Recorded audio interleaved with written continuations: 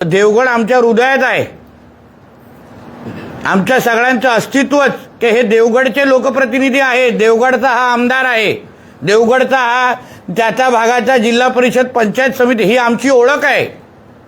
आणि आमच्या देवगडकडे अगर कोण आमची देवगडची कोण राख रंगोळी करायचा प्रयत्न पण करत आहे किंवा जवळपास पण येत असेल ना तर त्याला मीच सोडणार नाही. देवगडमध्ये जवळपास पण फिरायला देणार नाही. आणि नितेश राणे तुमचा लोकप्रतिनिधी आहे. राणे साहेब स्वतः या भागाचे खासदार आहेत.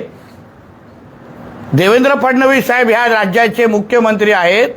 आम्ही सगळे लोकांमध्ये निवडून आलेले सगळे लोक आहोत. 3-3, 4-4 वेळा निवडून येतो. आम्ही आमच्या देवगडच्या विकासासाठी शासनाच्या निधीच्या पलीकडे जाऊन काम करणाऱ्यापैकी मी एक कार्यकर्ता आहे.